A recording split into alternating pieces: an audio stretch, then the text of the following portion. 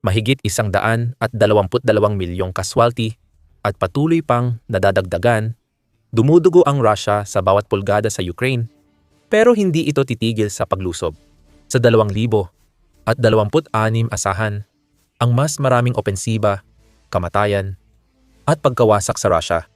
Hindi na lang depensa ng Ukraine ang dapat alalahanin ni Vladimir Putin at mga kasamahan niya sa Kremlin. Habang nahihirapan silang mag-isip ng ibang solusyon, maliban sa magpadala pa ng mas maraming sundalo, taktika ng Ukraine. Baguhin ang takbo ng digmaan.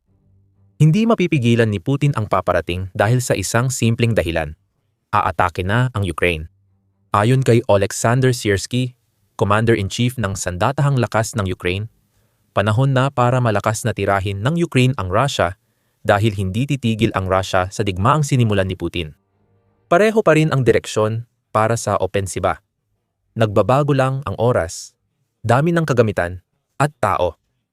Ang iba ay gaya pa rin ng dati, nanatili sila sa plano. Iniulat ng RBC Ukraine ayon kay Syrskyi sa panayam sa LBUA. May mensahe dito para sa mga tao ng Ukraine at sa kanilang mga kaalyado, at ito ay ganito. Kahit ano pa ang sabihin niya tungkol sa kagustuhang kapayapaan, ang tunay na gusto ni Putin ay ang tuluyang pagbura sa Ukraine.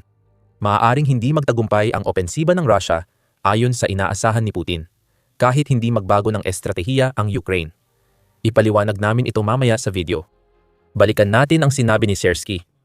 Para sa punong komandante ng Ukraine, mahalaga ang parehong depensa at opensiba. Susunod dito ang Ukraine. Noong 2026, magsasagawa tayo ng isang estratehikong, depensibong operasyon. Ngunit nauunawaan natin na hindi makakamit ang tagumpay sa depensa lang. Kaya naman magsasagawa tayo ng mga opensibong operasyon upang mapanatili ang inisyatiba sa operasyon, paliwanag ni Syrskyi. Ito ay senaryong katapusan ng mundo para sa Russia. Akala ng Kremlin, magdedepensa lang ang Ukraine. Iyon ang perpektong senaryo para kay Putin. Dahil ang mga wasak na bangkay ng mga sundalong ipinapadala niya sa kamatayan ng libo-libo ay sa huli ay sisira sa mga depensang iyon. Alam ng Ukraine ang estratehiyang pag-ubos. At sinabing tama na, sobra na, muling umatake ang Ukraine tulad noong tag-init 2023. At may mga aral mula sa nabigong pagsubok na iyon. Bago natin talakayin ang mga aral, ang tanong ay, bakit? Bakit ngayon? May dalawang pangunahing dahilan. Mas handa na ang Ukraine para sa ganitong uri ng operasyon kaysa dati. At ang Russia ay humina na, kaya maaring hindi na nito mapigilan ang Ukraine sa pag-usad. Unahin natin ang Ukraine. Sinabi ni Syrskyi ang dahilan kung bakit mag-oopensiba pa ang Ukraine sa 2026 sa kanyang pabirong komento na nauunawaan niya, tulad ng kahit sino, na walang bansa ang nananalo sa digmaan sa pamamagitan lang ng depensa. Ang pag-atake ng walang estratehiya ay hindi magandang plano para kay Syrskyi. Mas maraming opensiba ang posible sa 2026 dahil sa reforma ng sandatahang lakas ng Ukraine. Kaya ibang hamon ito sa tropa ni Putin. Tingnan natin ang mga pangunahing reforma ng Ukraine. Kinailangan ng Ukraine na bumuo ng mga corps sa buong digmaan laban sa Russia dahil wala sila nito sa antas na kailangan nila bago sumalakay si Putin. Sabi ni Syrskyi, halos tapos na ang gawaing iyon. Kaya lumayo na ang Ukraine mula sa pansamantalang estruktura tungo sa mas profesional at mas delikadong forma para sa Russia. Ayon kay Syrskyi, nagbigay ito ng pagkakataon para mapagaan ang pamamahala. Bago iyon, ang sistema ng mga unit ng pamamahala ay binuo sa mga pansamantalang nilikhang estruktura. Ang mga operational tactical group, mga sundalo, at mga opisyal ay itinalaga doon sa pamamagitan ng rotasyon. Sa loob ng isang tiyak na panahon, sila ay nahiwalay sa kanilang mga pangunahing posisyon na nakaapekto sa kalidad ng pamamahala. Mas maliit ang organisasyon ng militar ng Ukraine, kaya mas mabilis magdesisyon ang mga pinuno at mas eksakto ang kilos ng sundalo.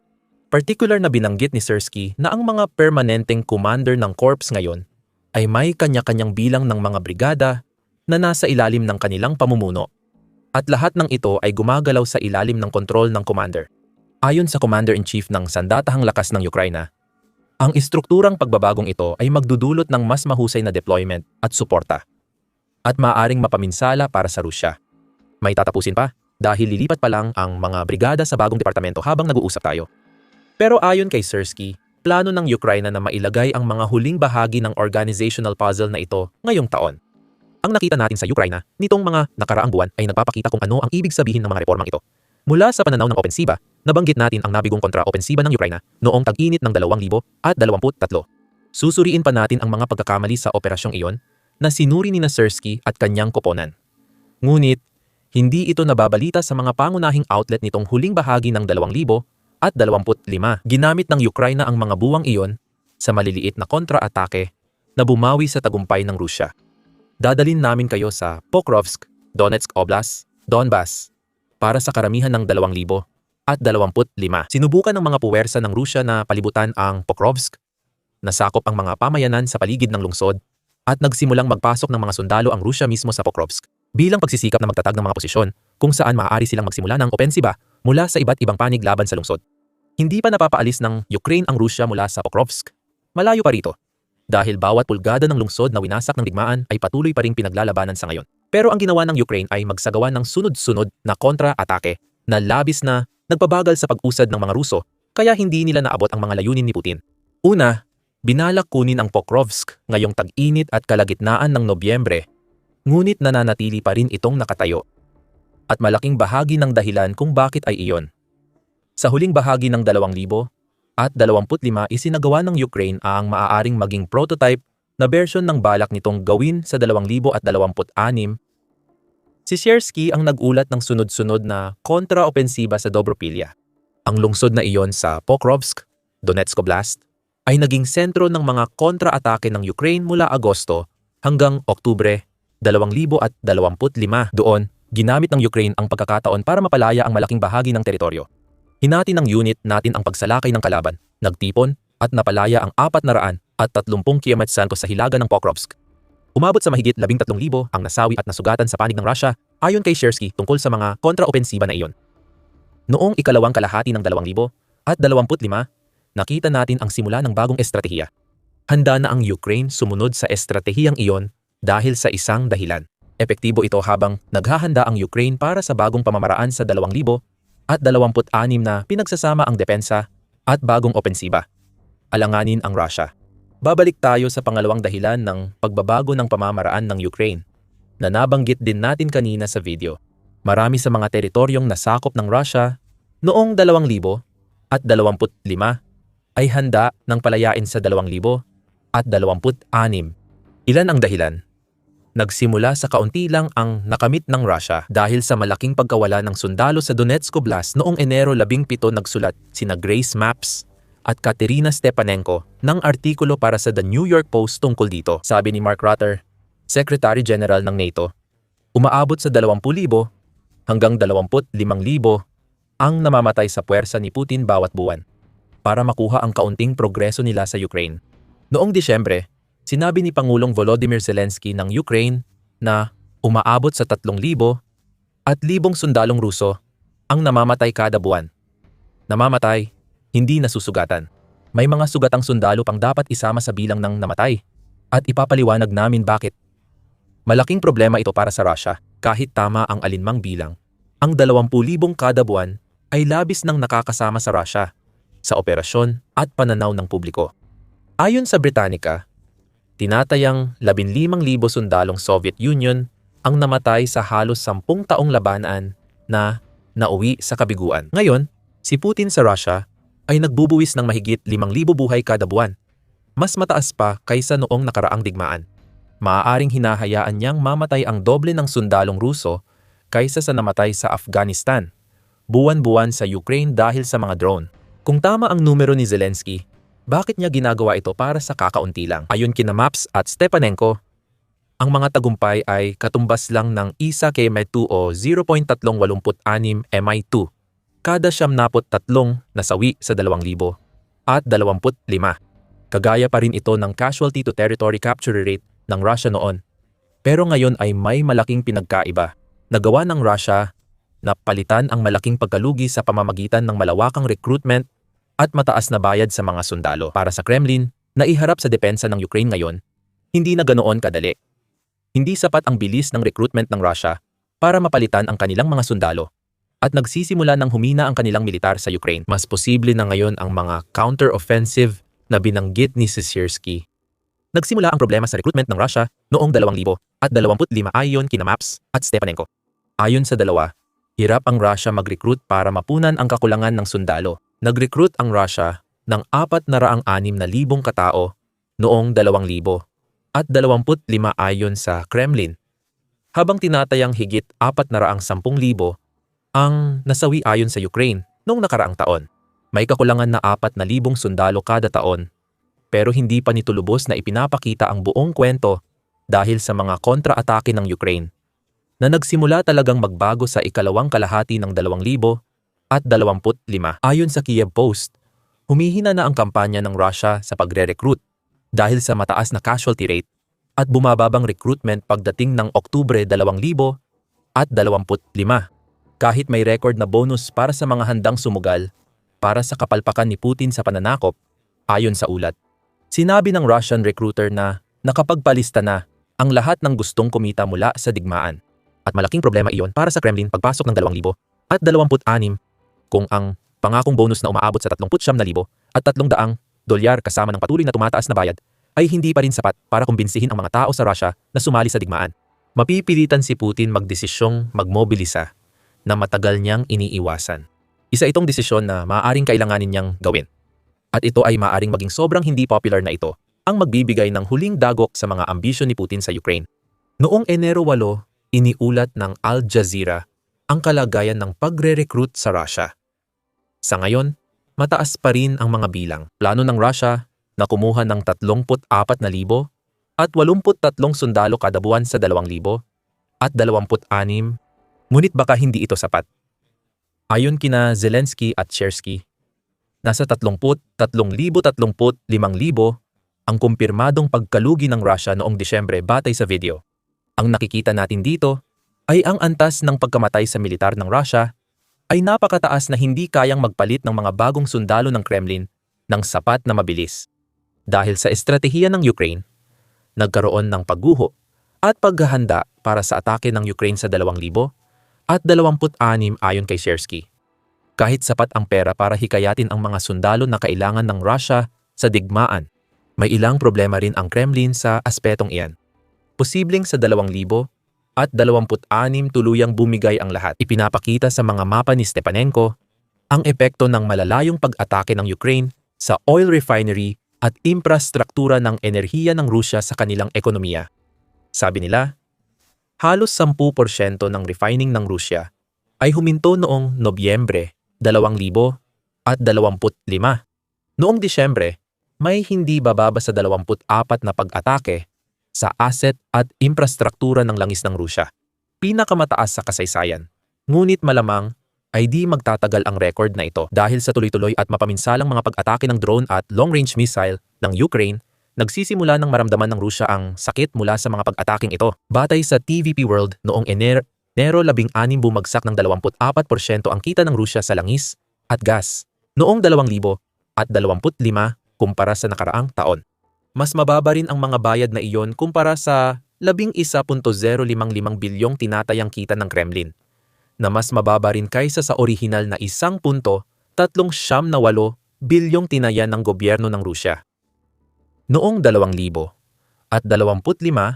ang kita ng langis at gas ng Rusya ay tinatayang 10.836 bilyon.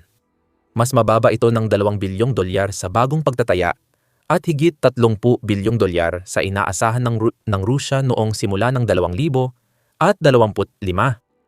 Ayon sa Ukraine at kanluraning sanksyon, nawalan ang Rusya ng $30 bilyong sa kita sa langis at gas noong 2025. Iyan ay pera na hindi na maaring buwisan ng Rusya, at ang buwis na iyon ay pera na hindi magagastos ni Putin para palakasin ang militar ng Rusya. Pinagsamang issue ang dahilan ng patuloy na paghina ng lakas militar ng Rusya sa pagdaan ng panahon. Ang kakulangan sa pera ay nagdudulot ng kulang na kagamitan, mahinang pagsasanay, at mahinang militar. Mas maraming sundalong Ruso ang namamatay dahil sa kakulangan sa pondo, training, gamit, at taktika para mapanalo ang laban kontra depensa ng Ukraine. Iyan ang nagpapahina sa Rusya laban sa mga kontra-atake ng Ukraine. At wala ring magawa si Putin dito. Sa gitna ng krisis sa ekonomiya ng Rusya, ang magandang balita lang ay bumaba ang inflasyon. Ayon sa Rusya. Iniulat ng Moscow Times, noong Enero 16 na kinumpirma ito ng ahensyang Rosstat ng Rusya. Bumagsak ang inflasyon sa 56% noong 2025 mula 75% noong Enero. Hindi magtatagal ang magandang balita para sa Rusya. Ang pagtaas ng value-added tax mula 20% hanggang 22% ay magpapabigat sa pananalapi ng tao at maaaring magdulot ng mas pataas na inflasyon, ayon sa ulat. Lumalakas ang Ukraine habang humihina ang Rusya. Sa bawat buwan, propaganda na lang ang natitira kay Putin, kasama na ang mga mapa at si Stepanenko sa artikulo ng The New York Post. Pinalalaki ng Kremlin ang pagkakakuha ng maliliit na rural na pamayanan sa kahabaan ng frontline at international na hangganan bilang malalaking tagumpay na di umano'y magdudulot ng mga tagumpay na hindi naman talaga nangyayari ayon sa dalawa.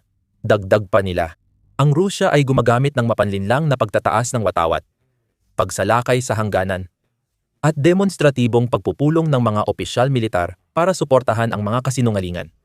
Sanay na rin si Putin sa paggawa ng sariling kwento.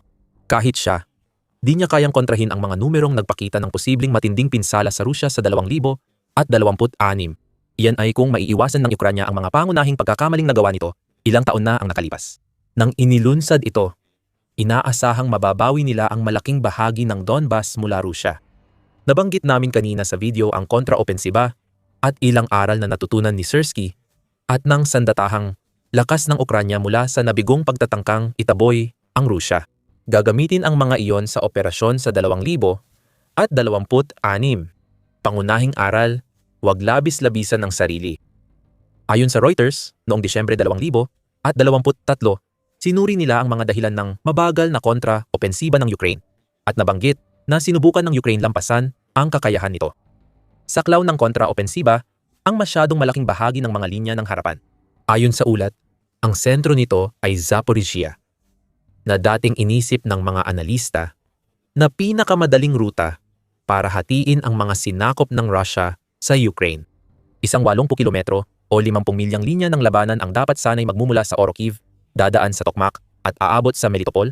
Lahat ito ay para maputol ang mga linya ng supply ng Russia papuntang Crimea. Hinati ng Ukraine ang puwersa sa 3 direksyon. Isa umabot sa Bakhmut sa Donetsk. Dahil dito, masyadong na-overextend ang kanilang sarili hanggang sa tuluyang humina at nawala ang bisa ng kontra-atake. Hindi na mauulit ang pagkakamaling iyon. Ang ilulunsad ng Ukraine sa 2026 ay hindi magiging katulad ng kontra-opensiba noong 2023. Kahawig ito ng mga kontra-atake noong ikalawang kalahati ng 2025, pero mas malaki ang saklaw. Muling mababawi ang maliliit na pamayanan. Matutukoy ng Ukraine ang mga kahinaan sa linya ng Russia na dulot din ng mga problemang tinalakay natin kanina at gagamitin nila ito sa kanilang kalamangan. At hindi tulad noong 2023, sisiguraduhin ng Ukraine na matibay ang kanilang depensa habang inilulunsad ang kanilang mga pag-atake na magbibigay daan para wasakin ang mga mahinaang bantay na posisyon ng Russia sa biglaang opensiba. Mayroon pang ibang mga kalamangan ng Ukraine sa 2026 na wala ito noong 2023. Inihanda ang kontra-opensiba noong 2023 ilang buwan bago ito at alam ng Russia na mangyayari ito. Dahil sa daming usapan at mabagal na aksyon, nagkaroon ng panahon ang Russia na maghanda ng depensa laban sa Ukraine. Hindi na mangyayari yan sa 2026. Binanggit natin ang komento ni Syrskyi sa pagpapasimple ng militar ng Ukraine dahil may dahilan. Sa 2026, mabilis at agad gagawin ang bawat kontra-atake. Sa ideal na sitwasyon, ang mabagal na pag-usad noong 2023 na huminto rin ay hindi na magiging salik sa 2026. Malakas ang tama sa Ukraine pero lalakas ang depensa at uusad ulit. Nagpapakitang handa ang Rusya, pero hindi naman talaga. Nagtakda si Putin ng deadline hanggang Abril 2026 para makuha ang buong Donbas na sa tingin ko ay katawa-tawa. Hindi pa rin nakuha ng Rusya ang Pokrovsk sa Donetsk. At kahit makuha nila ito, kailangan pa rin nilang lampasan ang 50 kilometro na fortress belt sa kanlurang Donetsk. Ayon sa BBC at Institute for the Study of War, 11 taon hanggang 2025 ang ginugol ng Ukraine sa pagpapatibay ng belt ng mga lungsod na iyon. Bukod sa Pokrovsk, dapat sakupin ng Rusya ang Sloviansk at Krematorsk sa susunod na 4 na buwan para maabot ang deadline ni Putin. Hindi talaga ito mangyayari. Halos 2 taon bago napalapit ang Rusya sa pagsakop ng Pokrovsk at mas malalaki at matibay ang depensa ng mga susunod na lungsod kay Putin. Sige, magkakaroon ng bagong dibisyon ang Rusya para depensa laban sa kontra-atake ng Ukraine. Ayon kay Siersky sa panayam sa LBUA, plano ng Rusya na magtayo ng 11 division sa 2,026, may kapalit ito. Plano ng Rusya na magtayo ng 14 na division sa 2,025 pero kalahati lang ang nagawa. Sabi ni Siersky, ginamit lang ang mga resources para palitan ang nawalang tauhan. Sa ganung kalagayan, mukhang ambisyoso ang 11 bagong dibisyon, lalo na't mas marami ang lugi sa Rusong sundalo kaysa nare-recruit at magsisimula na ang atake ng Ukraine. Hindi handa ang Rusya sa paparating na unos at kung magagamit ng Ukraine ang mga pagkakataon, maaaring sa 2026 mabawi ang kaunting nakamit ng Rusya sa Donetsk. At si Putin ay matitira na lang na nagkakandara pa tungkol sa hindi maiiwasang pagbagsak ng Donbas habang nasusunog ang buong estratehiya niya. May bagong sandata ang Ukraine para sirain ang likod ng Rusya bilang paghahanda sa kontra-atake at pagpapalaya ng teritoryo. Nasa Ukraine na ang middle strike drones at ginagamit nila ito laban sa likod ng Rusya. Malalaman mo ang lahat tungkol dito sa aming video at kung paano nila winawasak ang mismong bagay na ginawa para pigilan sila. Kung nagustuhan mo ang video, mag-subscribe sa The Military Show para sa update sa estratehiya ng Ukraine sa 2026. Salamat sa panonood.